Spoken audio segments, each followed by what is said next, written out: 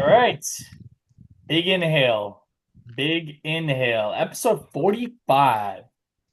Laurent, how you feeling, my friend? Uh, I'm feeling good. I'm feeling Are good. you feeling blessed? Yeah, You're wearing the right colors for once. I'm proud of you. right, right. Like always. Yeah. The But right colors. What's the right colors? he's wearing burgundy. It's Arsenal's it's one of Arsenal's shades. They're in the right colors. Mm. I don't want to see no blue on this. It's crazy. Maybe I should have wore that, during the City game. Mm, mm. Yeah, yeah. It's been a disappointing week all around for me. Colors I'm wearing? What are you wearing? Black. Uh, It's funeral. mm. It's motherfucking funeral. All I gotta say. Whose funeral? Enlighten us. Who do you think? I don't know. It could be anybody with you. Arne Slot. No. Um, Before I get into that, how you doing, CJ? How you holding up, bro? I'm all right, man. Don't let the smile fool you. You know, there's some things to go over and discuss, but yeah, otherwise, I'm all right. I'm all right. I'm excited to be here with you boys to debrief it all tonight. We call it a therapy session. Therapy is right. Welcome back, listeners, viewers. So 45. Like I quickly teased, I'm wearing black, all black. It's a funeral. And I know we started the season by saying we're just gonna go on like a little 5 minute tangent, so don't mind me, boys. I know we started the season by saying we're not gonna have a lot of overreactions. We're gonna try to, stay level headed. We're not gonna pull Ty from AFTV. Shout out Ty. You're fucking hilarious, but sometimes you go off the rails. Um, However, I think I think we need to ask some serious questions of the manager um, from this weekend. The reason why I'm wearing black is because I think it's time.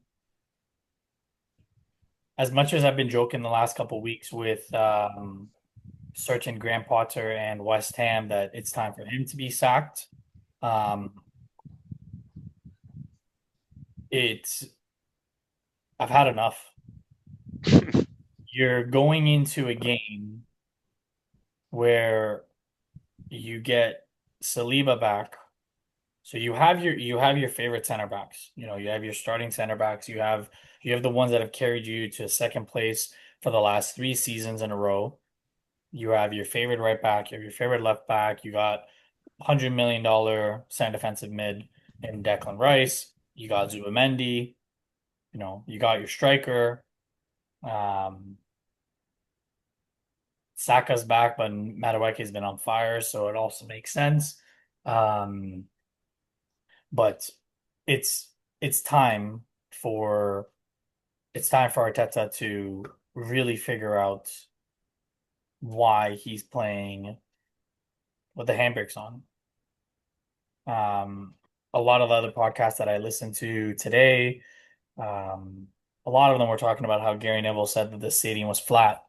And when you look at that lineup, like away from home, I would understand it, right? If we're at the Etihad, I would understand it, right? I came to Arteta's defense when we were at Anfield, but you're at home. You have one of the most creative players in the Premier League in the last season. And at the start of this season, when he was with Palace, and you put him on the bench. Now, mind you, I don't care that Mikel Merino's been on fire. He not good enough. The funny part is, I actually think he had a decent first half. However, you're playing against a team that is completely brand new. They're starting to learn where each of them play, and you're letting them get away with it. You're giving them a pass. And it comes down to the manager. He did have a really good sub in the second half. His two subs were the difference makers for that game. to get us a point at least, but it's not good enough. Simply put, not good enough. You want to win the Premier League? That is not good enough. They played on a Thursday night and they had to travel to London. Why are you not going at them? Why is Martinelli not starting? Go at their left back. Like, why are we playing scared at home? This is the one and only time that I'll agree with Paul Scholes. Like, why are we playing? Why are we playing scared? Fucking go at them. This is not the Centurion City team. This is not the treble winning City team. Their spine is completely different. For fuck's sake, they just lost to Brighton. They got spanked by Spurs. And you beat them 5-1 last year. And you got better. You got better. And you're playing for a draw. That's what I don't understand. And I was at the kids' baseball game, so I couldn't really have a live reaction, but I watched every second of that game all over again from beginning to end. And it was shocking to me at the decision. I'm not gonna even get to what you sent CJ about his post-match conference. I saw that. I wasn't gonna react to it because it's hindsight's 2020. And one part he is right. Like no one, like if you win, you look like a genius. If you lose, you look like a dumbass, right? But you're at home. You put that lineup, the entire stadium's flat. And I think I've honestly had enough. We're not going to win anything playing like this. We're not going to win any major trophies. Jeez. Damn. This is a crazy turn of events, I gotta say. Being straight up. Being straight up. You're not winning anything if you're starting that midfield. I mean, y'all didn't ask him about that midfield in Bilbao, did y'all? That's what he said, but again, in Bilbao, there's still no creativity. We could have beat them a lot faster. Mm. Obviously, when you win, it covers a lot of mistakes. Right now, Liverpool's winning, so no one's really asking about Isak and why Florian Wirtz is playing like he's, a fucking championship or a League One player. 007, he hasn't done shit in 7 games. Who wrote? Yeah, Florian Wirtz? yeah, Mm. hasn't done shit. He looks off it, but no one's saying anything. No one's saying that you have a $150 million striker on the bench and you're playing your $70 million striker who looks like he was the one that Arsenal and United should have gone for. Right? But you're winning, so it doesn't matter. Right? Winning covers up a lot of things. Right? And yeah, even though Bilbao we won, it still wasn't good enough. Why are we struggling against Bilbao if we're one of the favorites for the Champions League by Opta and by the bookies? Why are we struggling against Bilbao? I understand it's a hard place to go to, but I don't give a fuck. We're the Arsenal. So I'm trying to keep it calm. I'm trying to keep it real, but I'm trying not to overreact. But I've had enough. That lineup, as soon as I saw the lineup, I put my phone away.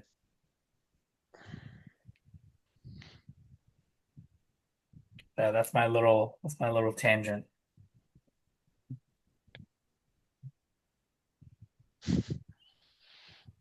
All right. Well, for the sake of some popcorn and some spiciness to the podcast, I'm gonna call you up and I'm gonna challenge you a little bit, Mehrdad, because you're the same guy that not too long ago fended for this guy, this manager, right?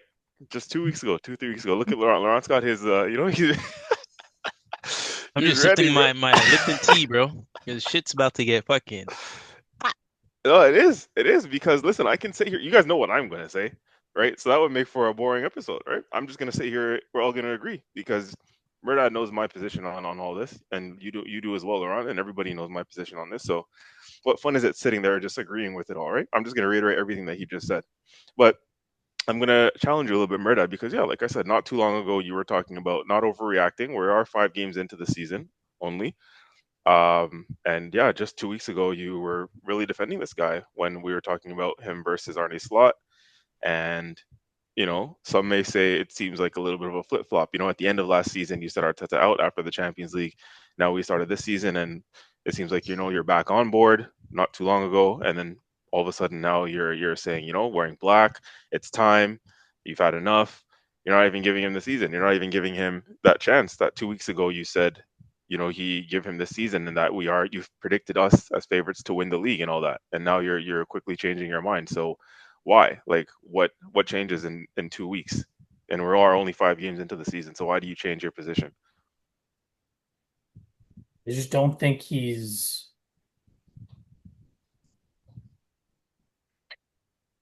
I just don't think he's understanding the heaviness and the pressure of this season. I don't think he's understanding it. If the discussion is about who's the better tactician right now, I'd still give it to Arteta over Slot because he made a change and we actually scored, right? The discussion isn't really about Slot. I will never rate Slot unless he repeats because he's never done it in his career. This is his first time, I'm going to say the same thing over and over again, but this is his first time managing all these personalities, and I think there's a lot of holes that are being brushed under the rug for them because they're winning, right? It's the same thing that Arteta said in his post match conference. He's like, "Well, you didn't ask me anything when we won," which is the truth, right? But it's because no one asked you, it doesn't mean that it was wrong or it wasn't right. If I was a reporter, I would have asked him. I said, after the Bilbao game, I would have said, "Do you think that this game would have been easier if you played more creative players in the midfield? Whether you won, like there's no reason for us to play that defensive away from home when you're not facing a giant. Even then, go at them. You tried it one way for so long, go at it the other way, right? The reason why I'm getting more and more concerned, the reason why last season, yes, I did say Arteta out, but also at the end of the season, when us three had that discussion, I did say if you had told me that he was going to have all these injuries and he was going to finish in second and get to the semifinals and lose to the winners, I'll take it. But if he gets back the way that we anticipate that he'll get backed, he's got to deliver. And if we're going to move forward like this, that when we're playing at home, we're going to play with the handbrake on, like we're not winning anything. We're not like to your point to the saying that you always like to say, we're not serious. You can't play like that at home. Like Gary Neville said it perfectly. He said the Emirates was flat. And at the second half, when Eze and Saka were warming up, that's when the fans got up for it. Because you can't play that lineup. Not at home. Not when you want to make a statement. This is the best result for Liverpool, for City, for Chelsea, for Spurs, right? Like you can't. And you're feeding into the narrative that it's the same old Arsenal, it's the same old, naivety. That's why I've just had enough. Do I think he's going to get sacked? Absolutely not. Not from this result. But would I be open to him being sacked? Yeah. Jeez. Yeah. Like right now? Yeah. I would Damn. I would be open to it. Because the same things that we saw towards the end of last season, the same things that we saw in the preseason, we're seeing it happen over and over again. But the biggest difference from last season and the preseason is we have the players to fix those issues. So then shouldn't you give him more time then? Right? What happened to not being reactionary? But how do you give someone time when how do you give someone time when he has the players and he's continuing to fall into old habits? The Mm, argument could have been said about the last couple of years, the last 5 years, is that okay, he was building the team up. Last year he was missing the striker and another creative player. But this year you have everything you want. You're at the final phase. If it was a five-phase plan, you're at phase five. You have everything that you wanted. You got your striker, you got your back four or back you essentially have a back eight. You have four players that can come in interchangeably, and you're not gonna miss a step anywhere. You have the midfield that you wanted. You got the creative player that you wanted, and your left winger, who I always joke, check his passport, is actually, he has some confidence in him. Why are you playing why are you playing with the handbrakes on? This is not the same Man City. And even if it was, go at them. Remember the COVID year when Arteta couldn't be on the touchline because he got COVID? The Netflix year? hmm That was that's a time where I he actually took the handbrake off. Because we just went at them. We didn't give a fuck. We just said, let's go for it. And you know how the best example I can give is when you're a kid, you just go into any situation and you're just like, fuck it, I'm just gonna go, I'm just gonna do whatever, because you're not really thinking about the consequences. You're just thinking, okay, I'm just gonna go have fun, do it, and whatever happens, happens. But then as you get older, you start being hesitant, you start being apprehensive because you're like, this could be the consequence, and you're thinking about 1,001 things.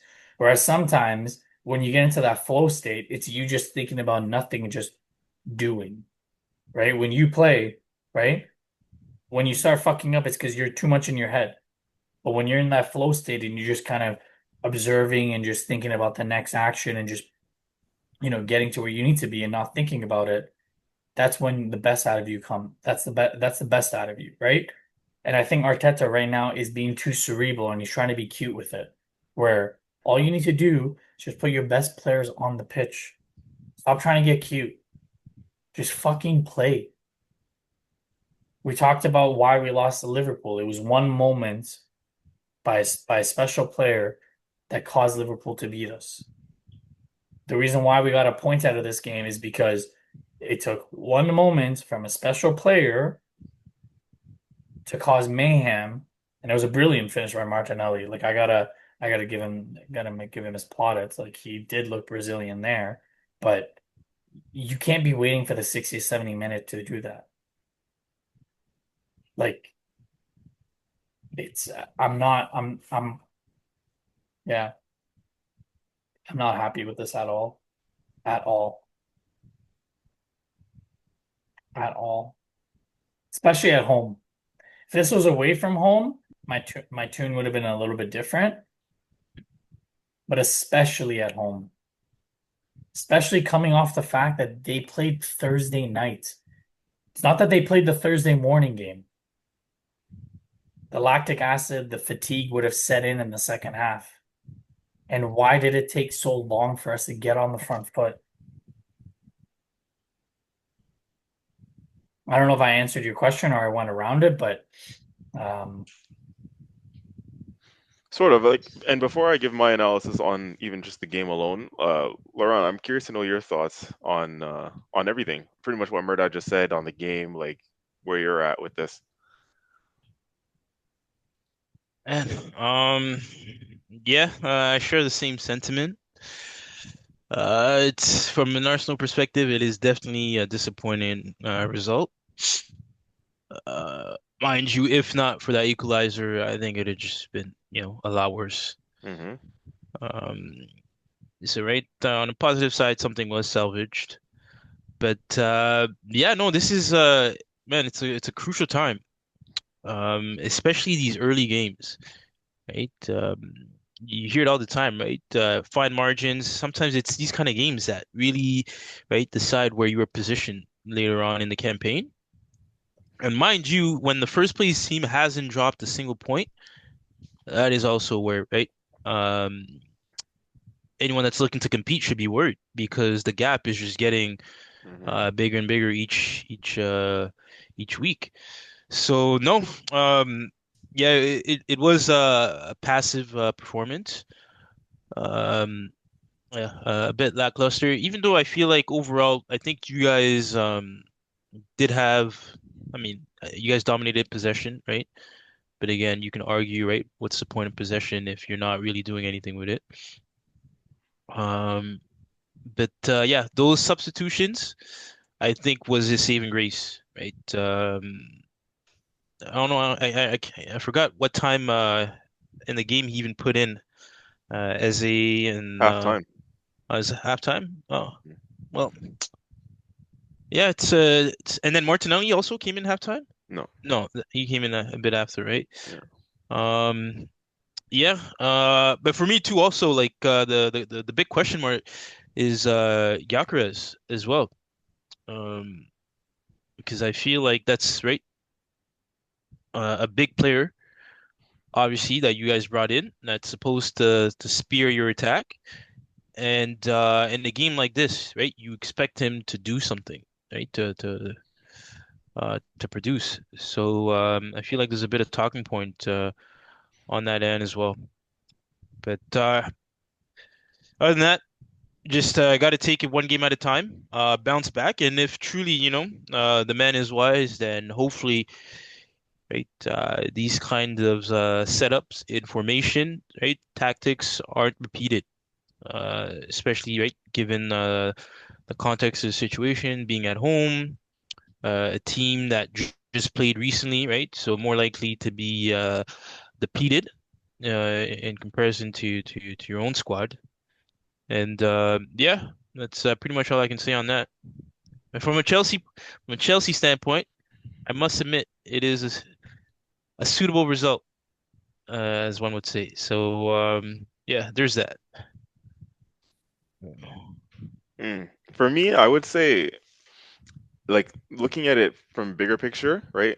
And I've been trying to play devil's advocate so far, and for me, if I'm an Arteta enthusiast, I'm saying, at this point, like, don't sack him. I'm saying you got to give him more than 5 games because, as even Mehrdad's alluded to previously. Now, without the context of injuries and all that, you don't have that excuse anymore. You've now been given 300 million in terms of investment, and it's a new fresh season. So you have pretty much all of this season to right past wrongs and to finally get over the line. Second 3 years in a row, you have the investment now that you need. Right? We're not going to hear anything about injuries. We're not going to hear any other excuses.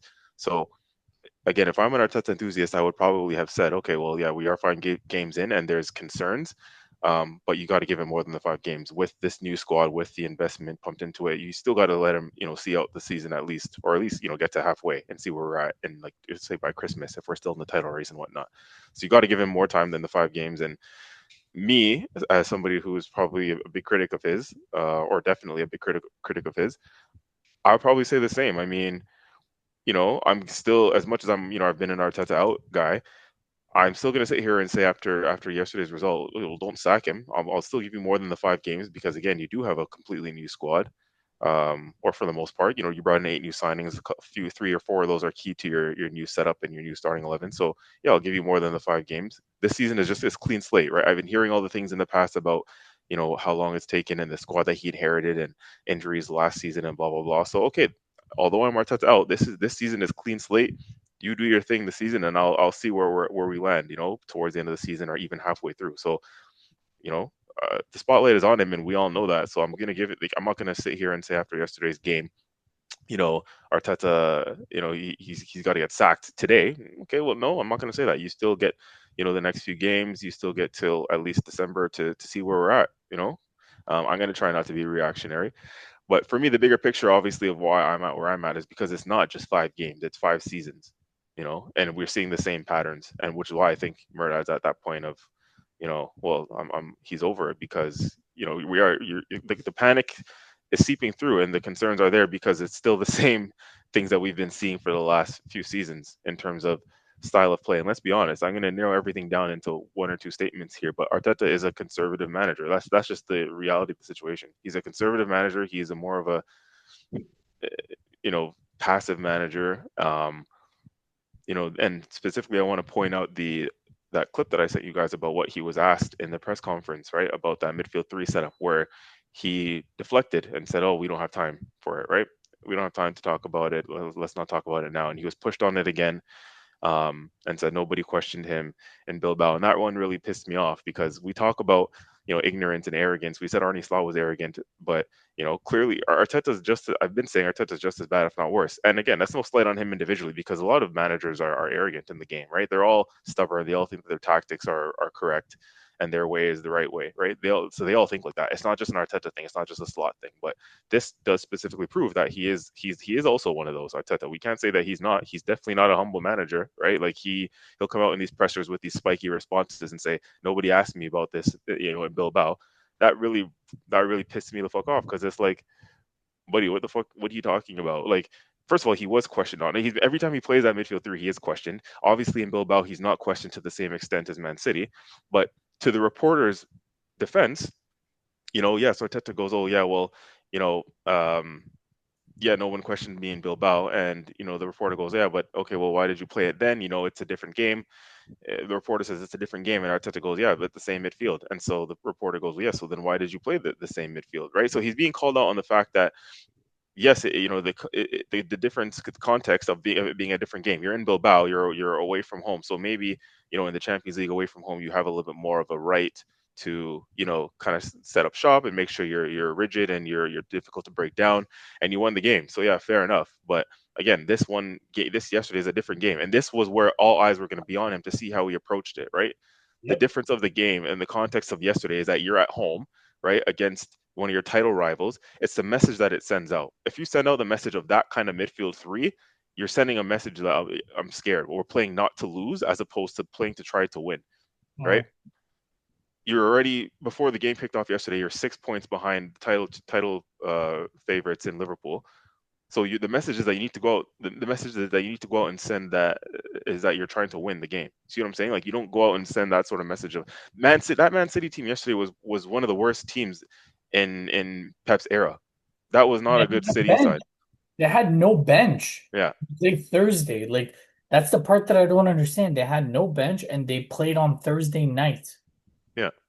And I was looking at that bench, and it's not the same strength and depth that they once had. They just played on Thursday, as you said, right? And the way they play throughout the game, I mean, for us to outpossess a Pep Man City team in the way we did, for them to set up in a low block the way they did, that's very unpep like, right? You know what I mean? Like just like the Liverpool game, they were there for the taking, and we really did not capitalize. And what makes it worse is when you start the game like that with those three conservative midfield, it's to contain them.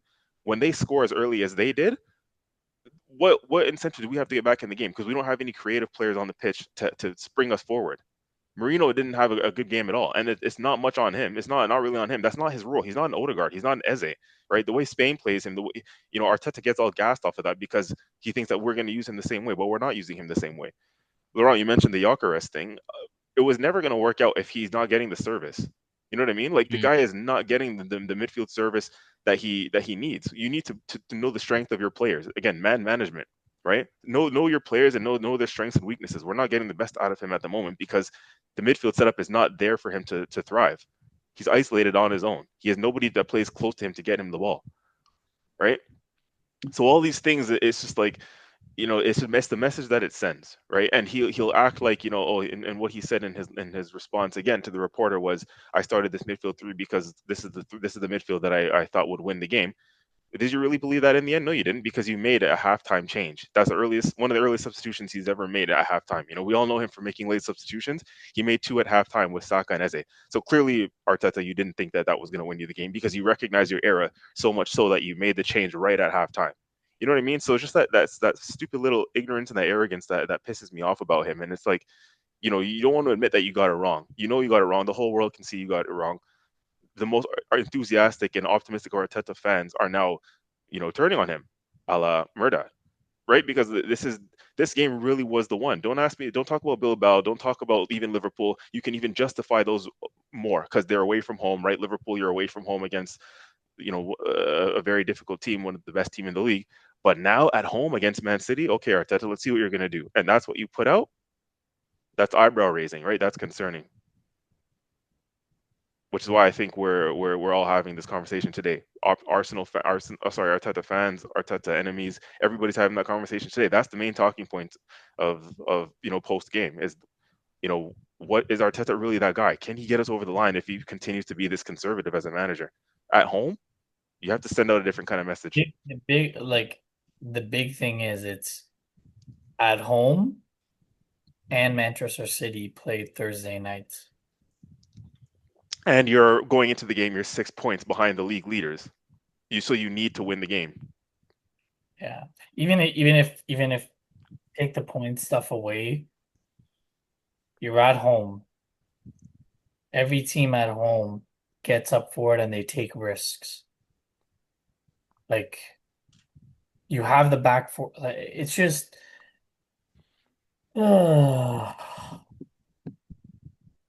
yeah. Wait, let's say he did set up the way you guys wanted him to set up, but the result didn't go your way. Let's say even worst case scenario, it was a loss. Like, what am I hearing from the pundits, from the Arsenal fans? Like, what's the The, pu- narrative now? the pundits are gonna say that he's naive to go so attacking. But if you ask me, if for Hmm. example if I saw a lineup of Timber, Saliba, Gabriel, Calafiori, Zubimendi, Rice, Eze, Martinelli, Gyökeres, and Noni or Saka, and we lost, Hmm. I would at least applaud him for going for it. Mm. Yeah. Like even if at halftime he's like, okay, we need to break them out down more. They're playing in the low block, and he took off Zubimendi. He put on one Yeri. He put on Eze. Right, Saka came on because Noni was injured, and he put on Martinelli, and we still lost. I would applaud him because he's actually going for it. He's not waiting for the 60th minute to wait for the last 30 minutes to go for it. He's going for it. So for me, I'd be like, okay, you know what? I respect that. Mm. You're gonna go out with a bang. If you're gonna go out with a bang. Don't teeter on that line. Go out with a fucking bang. So I don't know. I think CJ, I heard you say, yeah, you'd be. Yeah. That was me. Yeah, for sure. So yeah. You just got to take the handbrake off sometime, man, and release these players. Let them express themselves. Let them play. Like, be more positive. Be more front-footed. Mm. Give them a chance. Look at all that attacking talent on the bench that we had yesterday. It's crazy. What's the point of signing Eze for over 60 mil if you're gonna bench him in a game like that? It's not even. You guys know my position about him being a more central player than an actual out-and-out winger, right? As we saw yesterday, look at that ball he played over the top, that inch perfect pinpoint ball. When's the last time we've seen an Arsenal midfielder do that? I haven't seen Odegaard do that for two seasons. Does Odegaard make that pass if he's in this No, game? Not no. at the moment, no, Damn. no, not at the moment. That's Eze to a T. That's exactly what you buy him for, right? Just to Like Mm. a that, that Ozil-esque pass. Yeah, I was thinking the same thing earlier today too to the other person I was speaking to. The Fabregas-esque, Ozil-esque, right? That perfect, and Martinelli times his run perfectly, and Eze finds him perfectly, right? And that's the fine margins. And when you have that level of quality, if that's maybe um harder of a pass, you know what I mean? Like if that's a little bit more direct, or there's a little bit more pace on that pass, Donnarumma probably gets to it, right? Eze put it so perfectly that it was that awkward time in between where Donnarumma came out and he realized, shit, I'm not going to get there. Where Martinelli is able to loop it over him. You know what I mean? It's just that inch perfect quality that no one else in our team can play at the moment. Not even Odegaard can play that sort of ball, right? And this is why I'm telling you guys, Eze is more effective in central areas. You want to get him in central areas, right? You want to get him on the ball as much as possible to be able to affect the game that way. He didn't have a good game in Bilbao on Thursday, and why? Because I've been saying he's not a touchline winger. Arteta has him playing as a touchline winger, doing shuttle runs up and down down the flank, bro. Like, Mm. play The, these players where you need to play them. and Wait, the so other, how? Yeah. sorry, just before you, the other part that pisses me off is Mm. going into this week, we don't have a Champions League game, so you can play quote unquote the second team. Hmm. Like you can run everybody to the ground. Like, uh, sorry, just go. I'm gonna. Well, I mean, I feel like in light of right, new developments with that assistant goal, how do you feel it's going to affect his decision making now in terms of that? Well, specifically as a Hmm. and with Odegaard, right? Hopefully he's back in the mix soon enough. How's that look? Right? Let me tell you something. Me personally, Mm, especially if Odegaard isn't fit, I can see him going up to Newcastle next Sunday and still playing that same midfield three. That's really? yes, Yep, yes, and that's scary. yeah. Wow. We're Because gonna. that is now a must-win game. That Newcastle game. Mm, Because Liverpool play before us on the Saturday, right? right, They play Palace away, which will be a difficult game for them. But if they win that, then they're 8 points clear of us right. before we kick a ball. So if you go up to Newcastle now with that same passive midfield, right? Nah, but And he there's no and way I feel like there's no way he does that. bro, don't be surprised with this guy. I'm telling you, and especially you know what it is. I think what might entice him to do it again because he's a manager who will want to prove his point and prove his tactics work, right? So after he got Jeez. pressed like that yesterday in the press conference post game, he's gonna be that will piss him off even more. Trust me, he might go again and try and stick with it until it works to prove a point, right? Wow. That's the kind of guy he is. So do not be surprised if that same midfield three plays again, especially if Odegaard's not fit. If Odegaard's fit, I think that he'll play and he'll start him. But if Odegaard's not fit, and his first choice will be that same midfield three to start the game again. I'm telling you. I think so at least. I don't know Wait, if you agree, Mehrdad. Yep, I agree with you. do the assistant coaches not have a say in this? Like that's They do. like because I assume they see right they have the capacity to see it from a different perspective and be able to counsel him accordingly, right?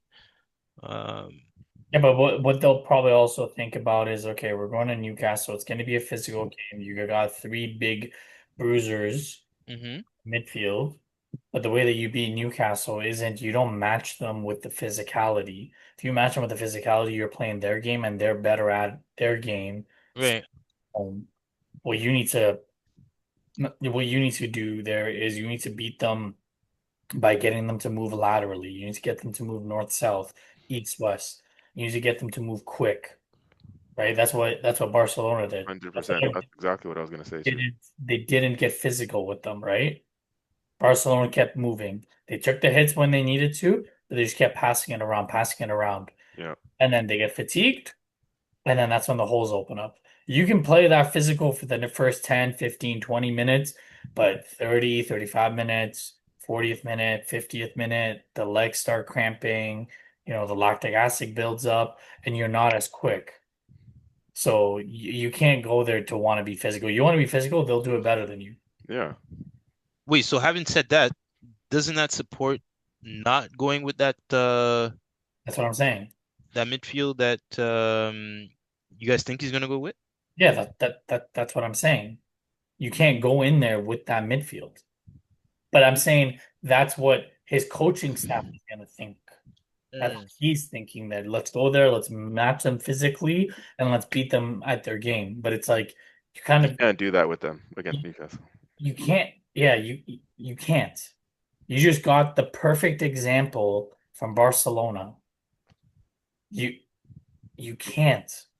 Barcelona did it, and they're missing arguably their best player. So it's anyways, last thoughts before we move on to CJ. Last thoughts. Take us away. Shit. I mean, on this one, yeah. There's. I think we've covered it all really. We've covered it all, and yeah. Now we have to look forward. What's next? As the common question is, right? Because as much as we can always talk about the negatives and we can harp on about the same old things, every problem has to have a solution, right? Or a positive solution. So how can we look forward? What do we do next, and how do we move forward? To me, right, obviously the solution was right there yesterday in the second half. If Odegaard is out, the very obvious choice for the next man up should be an Eze in midfield, right? An Eze in midfield taking that number 10 role, And we just need more creativity on the pitch to get the best out of a Gyökeres, to get the best out of our attacking players. Because again, to your point, Mehrdad, I think you mentioned this earlier too. Martinelli could have started that game on the left wing, right? And inject some more pace into that. I think Trossard was the very last option that should have started. That's another one we're not really talking about. Trossard was the last option out of those left wingers that should have started, right? If Martinelli wasn't going to start that game, and if Eze wasn't going to start, if Eze wasn't going to start in the center of midfield, put him on the left wing because you need to get Eze in the starting 11 somewhere, right? To have Eze on the bench completely is a joke, if I'm being honest with you. So if you're not going to start Martinelli, if you're not going to start Eze on the left wing, then you turn to a Trossard as your third option. But to make Trossard your first option to start on the left wing, like that was shocking as well, that we didn't really talk about, because there's no pace, right? There's no injection of anything there. Krishanov, who's not even a proper right back, had him on toast the entire time. He was outbeating him for pace, and he's actually a center back. So Trossard made him look like prime Danny Alves at right back, the way he had him in his pocket. Yeah. So it's like we have to talk about that as well. So there's just a couple things that he just got completely wrong, right? And anyways, I digress a little bit, but as I was saying, for me going forward, it's yeah, you change it up. You cannot go into the next match in the same vein. You have to look at that second half and see what worked, right? Eze in the number 10 role. And some would even say that Eze right now is probably better in the 10 than Odegaard even. I would do that, but he's not going to drop his captain, fair enough. As long as you have some form of creativity on the pitch, and some would say that Eze and Odegaard should be playing together in a midfield too, and have one holding midfielder in Declan Rice or Zubimendi. Pick one of them, but play with two Mm. more attacking, creative midfielders, right? That could be So, a heavy boost to the attack, that setup right there. That's and what that's the thing. But we're talking about that. we need to fucking see when you're at home. Like Laurent, you asked, sorry to cut you off, CJ, but when you Mm, asked earlier, what if you went with an attacking lineup? Let's just say everyone was healthy. If you went with a lineup that was like the back four, we know the back four, but if it was a midfield of like Rice, Odegaard, Eze, front three, Martinelli, Saka, Gyökeres, yeah, that's we won exciting. and we lost 2-0, or we lost 2-1, or we lost 3-1. Like, but he went for it. Okay. Yeah, Like, okay, this is okay. Didn't work. But this is what we want to see. This is what's going to get us over the line against a PSG. This is what's going to get us over the line against a Madrid. yeah. You can't just keep like sitting in. You can't keep taking on that pressure. So, And don't wait for me, don't wait till the second half to make those changes, because again, you can say, oh yeah, your changes worked at halftime, yeah, to a certain extent, because we only just scraped a point out of it. But you can't afford to waste any minutes in the Premier League, right? We wasted a whole first half, we wasted a whole 45 minutes of what could have been if we started more positively. Imagine we start more positively on the front foot at home. As you said, Mehrdad, at home the Emirates was flat. As soon as everyone heard the lineup, the Emirates was flat. So imagine, don't tell me, oh yeah, yeah, well at halftime you made a substitution and it worked. There's only so much credit I'm going to give him for that halftime sub, because again, you've just wasted 45 minutes. If we started positively, if we started on the front foot, do you remember the 22-23 season when Jesus first came in? Every Emirates, every game at home, we started on fire in the first 5-10 minutes and we scored goals early. That's what could have happened yesterday if you start in a more positive vein, right? But he's too risk averse. He's too risk averse at the moment. And my solution going forward, like I said, is obviously you need to there's a permanent solution of playing an Odegaard or an Eze in that team, or even playing both sometimes and having one holder. That's the obvious solution, right? We can all see it. We all know it. To your point, Laurent, as well, the assistant coaches may even see this and may even know this, but Arteta is a big presence and a big voice, right? So you can only challenge him so much, right? If um, he chooses to play, sorry, if he chooses to play that or not, it remains to be seen. But that is the obvious solution. I don't know if he will do it. I don't know how long it's going to take him to realize that that's what needs to be done. Will we be out of the title race by then? Will we be 10, 12 points behind Liverpool by then? Right? Will we still be in the mix? That's the concern. a manager who's not risk averse. Arne Slot wins the first Merseyside derby, 2-1. Um, Ekitike, he is a Thierry Henry fan, and I think when we were chatting about it in the off season, the striker that we should go for, I believe I said to you boys, I said, don't sleep on Ekitike. When he played Spurs last year in Europa League, he did the Henry celebration when he scored. Um, and I think it's going to be a problem for Slot once Isak gets in shape to figure out who he's going to drop and coming up with a system to be able to, be able to play Salah, Ekitike, and Isak together. And then you got Gakpo too, right? So it's going to be interesting. But hey, 5 point gap was the best result for them. Um, the only the one piece that I just want to talk about, you guys have played, we've all played. Have you ever seen anyone given a yellow card for taking a quick free kick?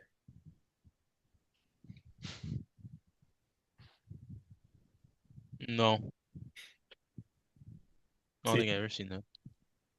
So I heard about this. Did that actually happen? He yes. he booked the guy for trying to take a free kick Like quickly? he booked Drewsbury Hall for taking a quick free kick. Yes. Wow. Who was That's the referee on the day? Do you know? oh, Not that it matters. They're all shambles anyways. But yeah, that's something, man. That along with the 3 minutes of stoppage time is that's hilarious. Darren England. Hmm. Darren England is the worst. That's why Grealish got a yellow card. Because he went up to him afterwards, like, what the fuck was that? And Did you guys watch the game? I did, yeah. That was up. Laurent, did you watch it? No, I just seen the highlights. Liverpool could have dropped points. They did not look convincing for me. I I'm being serious. I mean, mean, listen, I think that's the theme of their season. They don't look convincing, but yet somehow they have all points. You know? So, go for it. It's called relentless pressure. That's what Liverpool's always known for. mm. Relentless pressure. Plus, mind you, man, they're clinical when it's time to be. Not gonna lie. Well, when Uh, you have those type of forwards, it's pretty hard to not be clinical. Mm. It's pretty hard. well, the obvious thing is that you can get at them defensively. I mean, every team has managed to score on them this season, except shocking us and Burnley, who just recently got promoted and will probably be getting relegated again. Those are the only two teams that haven't scored on them. So they can be got at defensively, as we keep talking about. And who knows? Yeah, I'm very interested to know how Mehrdad. You obviously watch the game, so you can confirm this. Like how in a day and age where every game, at the end of every game now, you're seeing minimum 5 minutes of stoppage time, right? 5 to 7 minutes, 8 minutes, 9 minutes, sometimes 10 minutes of extra time or stoppage time at the end of the 90. I'm surprised in today's day and age that there's still being stoppage time of only 3 minutes. Like, why is that the case? That's an interesting one. It was more than 3 minutes. The first half there was more stoppage time. The second half there wasn't. The ball was in play a lot of it. Um, but 3 minutes was a little short. It's a little short. Was But there like a lot of substitutions? Where there's a lot of like stoppages in play in the second half? not as much. I think 3 minutes was close to being fair. I think I would have, if I was a referee, I would have given 4 minutes. I know it's only 60 more seconds, but that 60 seconds make a difference. Um, And was Everton on the ascendancy at all? Like, did they apply enough pressure to Liverpool, or were they under they, control? they had they had their moments. They had their moments, but I think as soon as Liverpool found out that they were just trying to get the ball to Grealish, they they did an overload on Grealish's side, and then they pretty much nullified it for the last 20 minutes of the game. Mm. Um, but they had a couple good chances. They had couple good chances, but again, you're facing Allison. Like, yeah, it's yeah. Um, the Wolves continue to be winless. Leeds put the pressure on them, beating them 3-1. Safe to say that Wolves are probably going down. I know it's early, but I do not see where they're gonna get their wins. I really do not see where they're gonna get their wins. Um, the player that I told you, CJ, to add to your FPL team, Jean-Philippe Mateta, Yeah, I might have to. scores another one. Scores another one without Eze. And they beat West Ham. Is it time for Sam Allardyce to come in and save West Ham?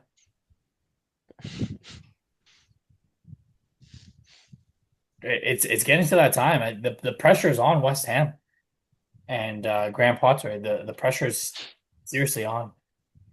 I don't see Potter staying for too much longer. Um, he's in the hot seat. Um, Burnley. Hey, I know you said that they might get relegated, but they got a pretty good result against Forest. 0-0. Um, I I know Ange said it's going to take him a week or so to get his style of football coming through. I think Forest are going to struggle this season a lot. I think their owner was rash with his behavior. Because Nuno Espirito Santo was a very good manager, and he took them quite far last year. And um, yeah, I think they're going to struggle. I think they're going to struggle a lot.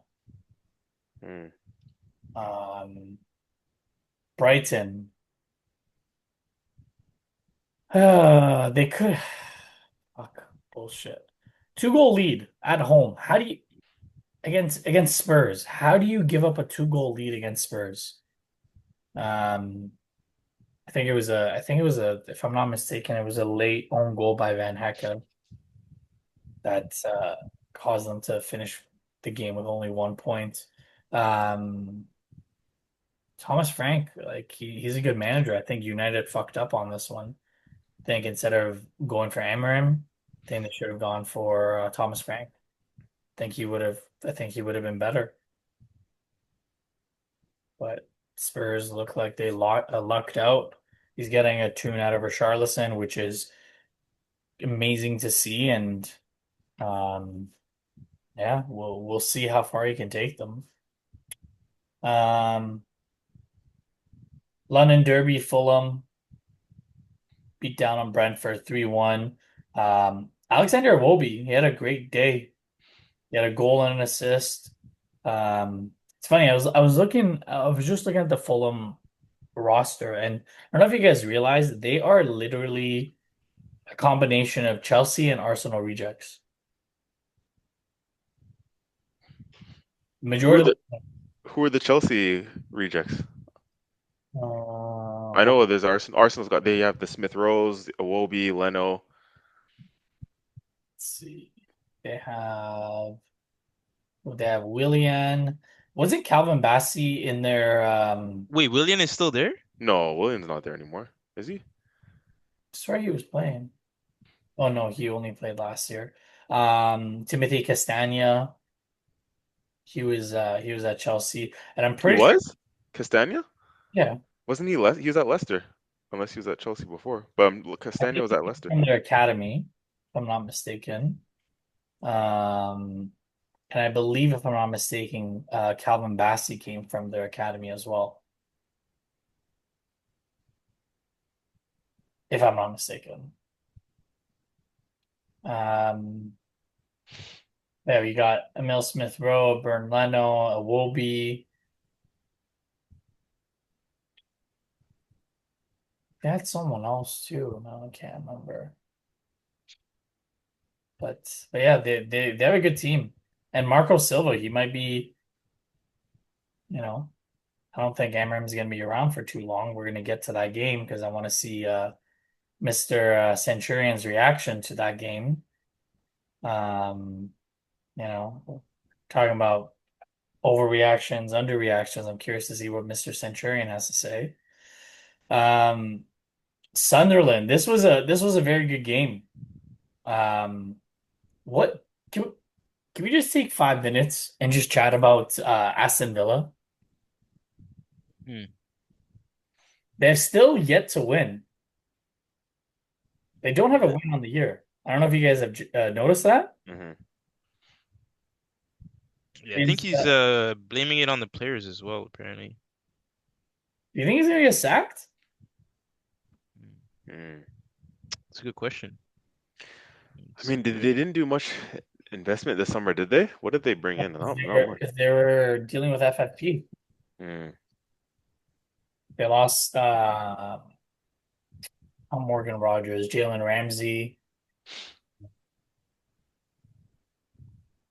They're about to lose Martinez to United. That's United, yeah.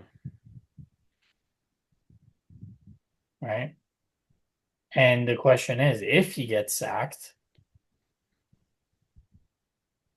does United pull the trigger? If he gets sacked, does United pull the trigger Yeah, do they go for on? him? Sorry, go for who? Unai. No. Oh, United, Man United Yeah. going for Unai. The You know what only else? player that they brought in for him was Sancho and Elliott on loan.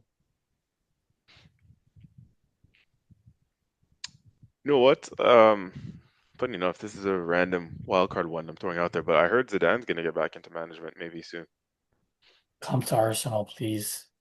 You would take him? Shit, this is a conversation for I think for another pod. I don't know about Zidane yet as a manager.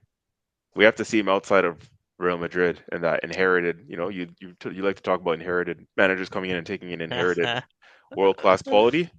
I mean, shit, you win three Champions League in a row when you have fucking Ronaldo and prime fucking Benzema and Modric and Cruz and all those guys. I'd love to see him do it. Where he has to build a project like Man U. That would be a tough job for him. But I think the difference between, just on a quick difference between his inherited team and Slot's inherited team is he repeated it. So he was able to manage those personalities at the time when they were in their prime, right? Like I said, if Slot does it this year, put my hands up. Zidane did back to back to back.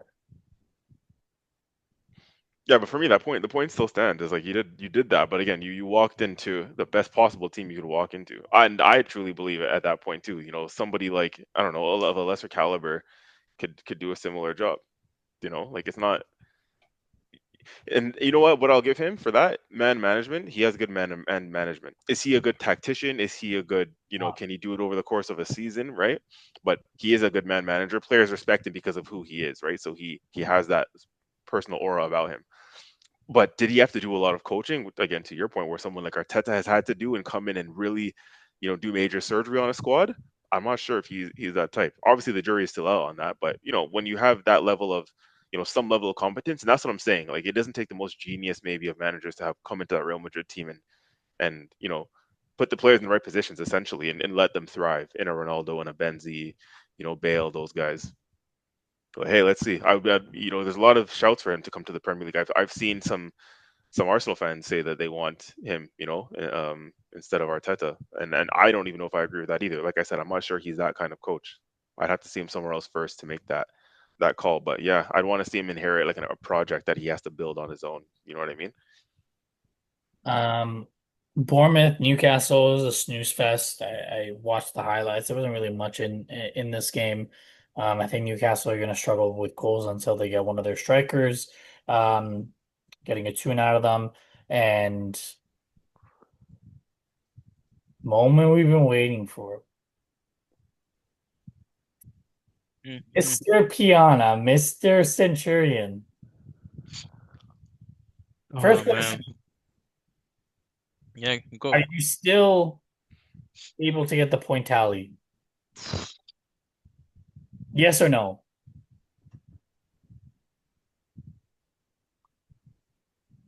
Forecast is looking quite different, eh? This time of the year.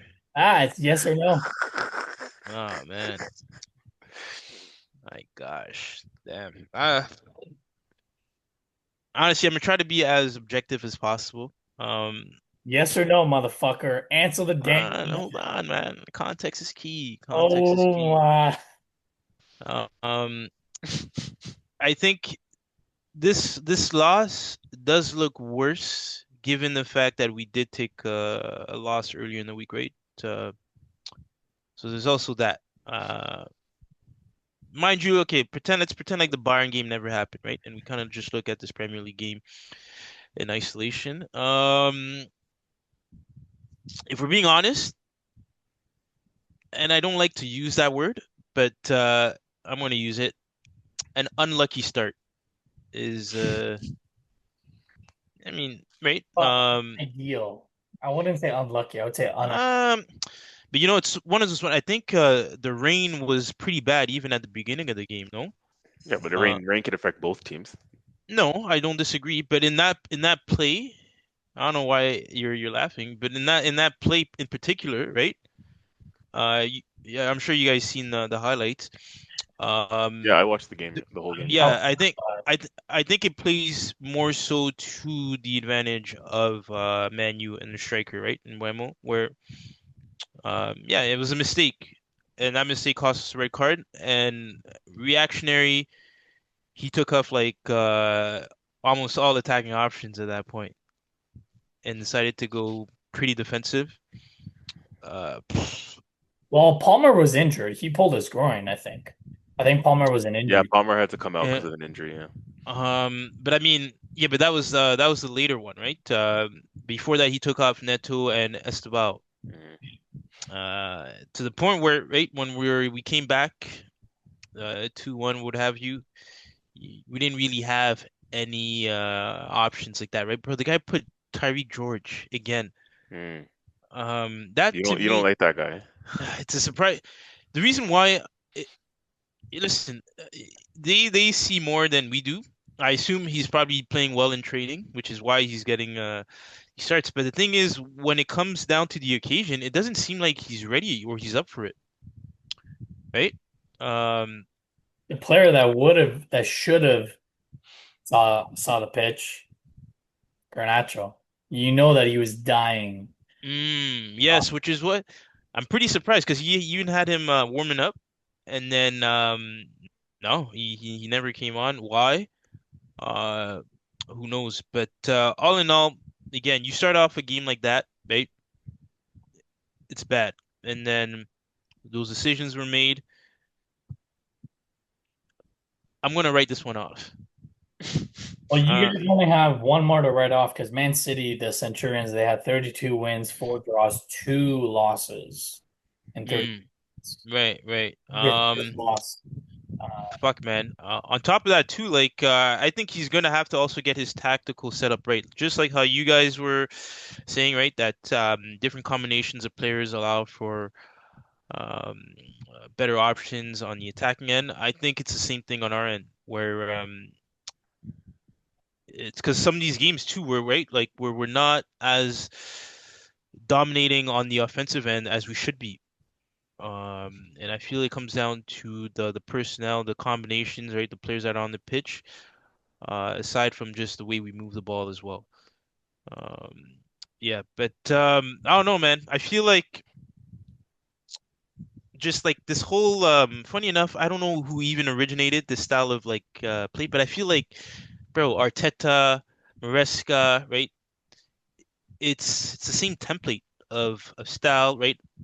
Of ball movement, and I'm starting to prefer the guys that are playing it a bit differently, right? Like the slots, the Last, if I'm being honest, right? The flicks, um, because they're more direct, bro. Like you see what I'm saying? Like it's sometimes it's not about just possession if you're not gonna do much with it, right? I understand you want to control the game, you want to control the tempo. That's good up to a certain point, but at some point you have to, right? Look to do something concrete. Um, well, Zay, yeah, you can stat pad all you want, but those results are they speak for themselves, right? Which is why I like even like when you saw Bayern, right? Those guys, they're looking to create something every time they have that ball, right? And what I noticed too is, and I don't know if you guys have noticed this in Arsenal as well, but um, the transition football is too slow at times. Again, it's you're looking to when there's Hmm. opportunities for you to just be direct, trust your forward players, right? And the pace and all that to create something. Um, which is why, funny enough, when you look at other teams like the Reals and whatnot, where you'll see Vinny isolated, right? That guy's not looking to turn back. He's looking to take on his man and look and go in there and create something, right? And yeah, no, that's what I feel is almost hampering Chelsea and even teams like Arsenal, right? It's like you're not giving license to your players to do that. It's always about keeping the ball, conserving it, right? And then by the time you've set up the team, the other team has already set up defensively, and now it becomes even harder for you to break the lines. And but Mhm. yeah, yeah, my final verdict. I'm gonna avoid this one, and I'm gonna wait till our next game to give you a concrete answer. Yeah.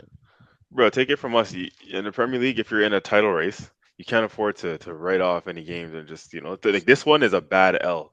This is a bad L against United. I don't care if it's away from home. This is a bad L. That's It gonna is. sting. I It's mean, gonna it is sting. bad, mind you. Like, I listen. That's why when I gave you my prediction, right, I didn't predict for Chelsea to win. I just felt like, right, I didn't feel too confident going in it. But also at the same time, too, right, if you guys noticed, the rain was so bad that the game was almost not playable to a certain extent, right? Like the ball was stopping dead in the pitch, right? And it's almost it felt like a Sunday game at times, right? Like a Sunday men's league game, right? Um, and yeah, I sometimes noticed I that. Yeah, I yeah, noticed that in the second like half. yeah, and so like it's like right the conditions, and then right you had that going against you at that point, like bro, when we scored and when they went down a man, right, you start getting hope, and then you score, right, and you start thinking that oh shit, we can actually maybe snatch a point.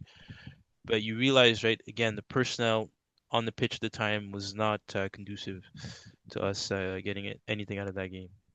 See, So, for me though, like that's the thing. I know you mentioned the conditions, but and mm, that's why I said the conditions are the same for both sides, right? United did start like a house on fire. They actually started well. They started quick. They started with intensity and tempo, and they used the conditions to their advantage almost, right? Because when you want to play a fast-paced game and you want to get at your opponent and be direct and all those things, sometimes obviously, like that, those type of conditions can favor you if you want to be the team on the front foot. hmm Any ball in behind, any ball over the top, it just causes chaos, and you have you're turning the defenders constantly and they're running chasing towards their own goal. So the United definitely used that in their favor, to be honest with you, and that's obviously what led to the chaos at the back and the impending red card for Sanchez. So I do say it was, again, the conditions were the same for both sides. Again, I think with the Old Trafford factor and the fans behind United as well, that encouraged the fast start because Chelsea mm, were flat-footed, right, to start the game, and maybe the European exploits, right? That game in midweek had something on that as well. Tired legs, or you're not able to start as quickly. You're not able to start on the front foot with the same tempo. United obviously is a little bit more fresh, only playing once a week. So maybe that's something to do with it as well. But um, I would say obviously, not a full excuse.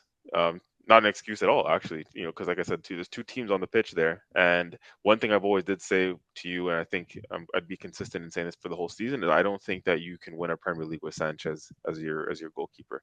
There's too many fine margins where any little weaknesses or exploits in your team, and your center backs again for me aren't the greatest either. One or two are okay, but I don't think they're the greatest. That would be the weakness of your team if I'm being extra picky. I've said that before, but yeah, especially the Sanchez thing too. I mean, he can be good at times. I know you say he's a good shot stopper and he's improved and stuff, but there's those little moments like the one on the weekend where those things can cost you, right? And I wait, think so out of like let's say like 10 keepers, how many of them make that same mistake under those conditions? how many of them? Yeah, Um, right. Because mind you, quite a few, quite a few you know actually what I could mean? could be Like, something similar. But yeah, that's what I'm saying separates the title contenders and the mm, champions from the mm, rest of the league. So more than not, I think you're right, would make that mistake. But that's why there is those mm, fine margins, and that's why there is only the one or two that are, the Allisons of the world that are in teams that win the league.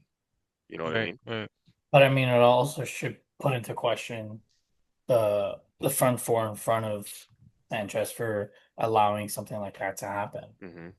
right? So I would say probably 30% of the keepers would make that decision, but also the 70% that wouldn't make that decision would maybe be because of their world-class stature, or secondly, the fact that they have a better front four. So, um, but yeah, it's gonna be interesting, and you know. United have another week off because they're out of the League Cup, and this week it's the League Cup week. So we got a couple games. I'm not going to go through all of them. I'm only going to go through the Premier League ones. Um, Wolves welcome Everton. Chelsea travel to Lincoln City. Fulham host Cambridge United. Brighton visit Barnsley. Burnley hosts Cardiff. Liverpool hosts Southampton, which I think that should actually be a pretty decent game. The Arsenal head over to Port Vale. Spurs host Doncaster Rovers. Newcastle hosts Bradford City, and then Huddersfield hosts Man City. Laurent, you've been struggling. Prediction leaderboard, 2 weeks in a row, 0 points. You're still stuck on 6. CJ's on 11, and I'm on 10. Um, so we got 3 games to predict. Um, Laurent, Arsenal visiting Port Vale. Tell me the result. Arsenal. Uh, Is it safe to say that we're all going to say Arsenal? Yeah. Chelsea visit Lincoln, Chelsea. CJ. Yeah, Chelsea. And then What about you? me, like, it's not Chelsea. I'll fucking, Bro, just say Lincoln, bro. Like yeah. Wolves Everton. Everton. Oh shit. That was quick. Everton. Yeah. Yeah. Wolves is home? Yeah, Wolves is home. They need a win, but I think Moisey is gonna get a tune out of his players after losing that Merseyside derby. Mm, yeah. Yeah, I think I agree. Wolves are pretty poor. All right, so we're all of us are gonna either get 3 points or none of us are gonna get any points. That's kind of where we're at with this one. Uh, League Cup, man. This one's almost a write-off, man. We'll wait for the Premier League games to come back around. I mean, yeah, we're predicting there's games. We're predicting it counts for the season, counts for the points. Mm. It should be a clean sweep. Should be a clean sweep. I think, we're picking the best teams right now. Um, so yeah, there it is. Episode 45. Not much to say aside from I think it's safe to say, Laurent, tell me if you agree with me or not. For both of our teams, not good enough. Yeah, Not, definitely not. Definitely not. simply put, for Arsenal at home against Man City, and we're supposed to be one of the favorites for the title. We're supposed to be one of the favorites for the Champions League. So we had an extra few days rest, piss poor performance. And then for Chelsea, this is arguably the worst United team that we've seen in the past, 10, 15 years. And I still think if Sanchez didn't do that and he didn't get a red card, you guys went down 1-0, I would have thought that you guys could come back. I know I predicted United to win, but I wouldn't have been shocked if Chelsea came back. The reason why I picked United is because they had no midweek game, and I thought Chelsea looked leggy at Bayern.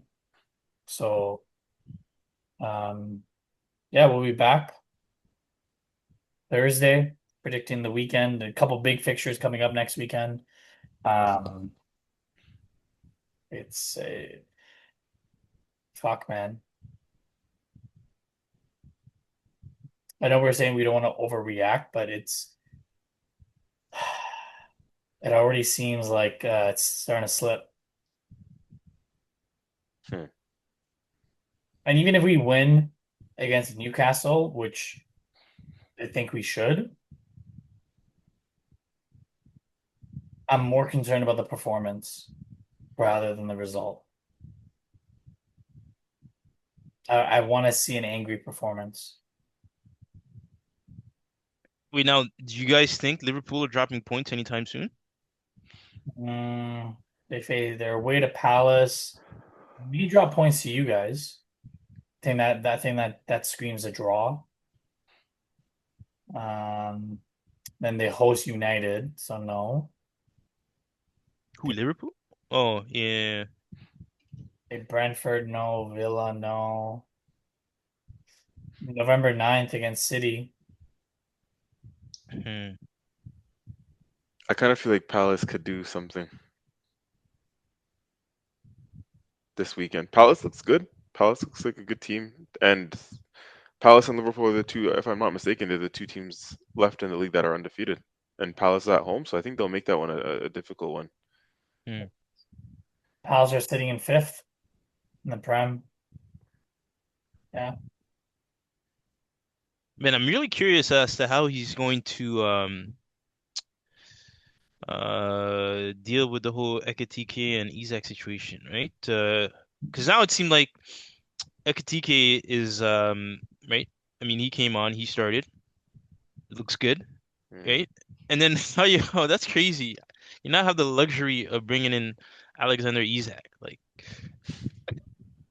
That's what I've been saying to you yeah, guys, man. that is. It's And the guy, insane. yeah, and apparently the guy is not even playing right too well.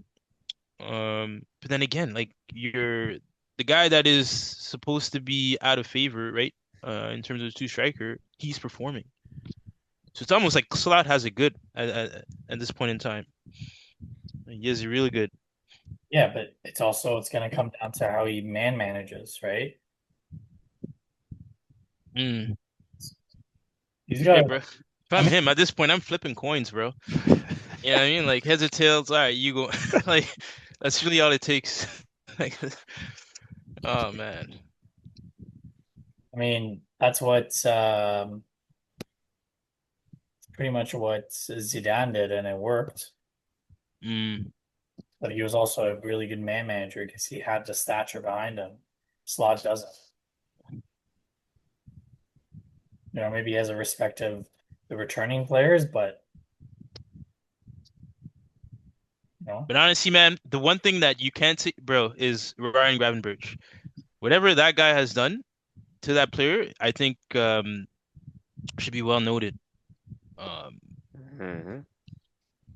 yeah, because he is playing like class, man. Like I heard someone say that apparently better than Jude Bellingham, bro. I don't know if you guys heard of that one.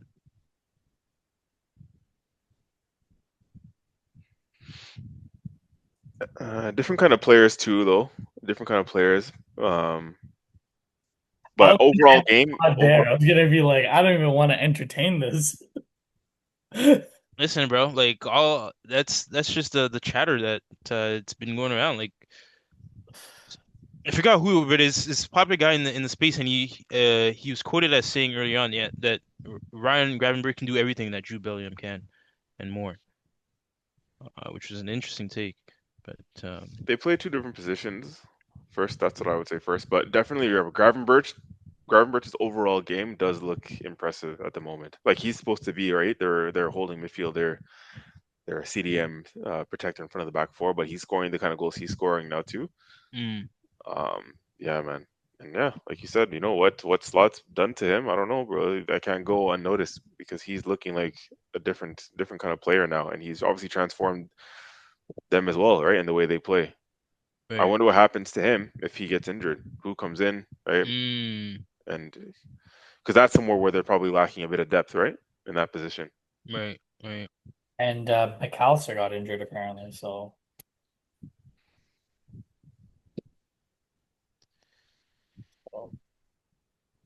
anyways, on that bombshell, see you guys. Hey, one moment for the Ballon d'Or winner. Oh, yes, actually, yes. Usman Dembele. Go ahead. Congratulations. Yeah, just you know, I think that's important to note. Good for him. I saw his speech, quite emotional speech. But his mom and family in the crowd were crying and tearing up. And that guy's been through a lot, a lot of injuries. It didn't really go straightforward for him when he made the transition from Dortmund to Barca. Um, but yeah, to see him come full circle now and lead PSG to glory in the Champions League and then get the Ballon d'Or, I think it's good. You like to see that kind of stuff, those kind of stories. So yeah, big up, I would say. Congratulations to him. Let's see if he and PSG can repeat the same feat. They're Luis Enrique, right? Their manager. So I know we're supposed to be closing off. Mehrdad, you're big on managers who repeat, right? Then you start rating them. So what do you think of Luis Enrique, right, at this time? Like, do you rate him, or will you rate him only if he repeats I've the rated him for a while. He's got stature. He's done it in multiple different clubs. He did it with Spain. mm. But he's never repeated. That's your favorite word. Yeah, but he's Did he actually? Well, when he was with MSN, did he repeat winning the league? I don't know if he actually did when he had that Barca MSN team. mm, But anyways, I'm just being a little shit disturber, but I'm curious to know your thoughts on him. I don't know if you actually genuinely only rate managers who repeat. well, he repeated the league with Barcelona, 97, 98, 98, 99. He repeated the Copa del Rey As 96. a coach or as a player, Luis Enrique? Oh, sorry, my apologies. Sorry. I was looking at the wrong one. But yes, as a coach, he did 2014-15 and 15-16 of the Mm, Copa del Rey, 14-15, 15-16, 16-17, so three in a row. Um, the Laurent, why are you smiling? it's, I mean, the league doesn't really matter for PSG. Uh, but no, I don't just rate people just because they repeat. But like Luis Enrique is not like you can't even put Slot anywhere near the breadth of Luis Enrique. Hey, I didn't say anything about Arnie Slot. I'm just asking you about No, I'm Enrique. just saying. I'm just saying because it's what you're alluding to. But yeah, you can't put him anywhere near that breadth. Mm. All right. Well, there you have it. There you have it. Fuck Arne Slot. Adios.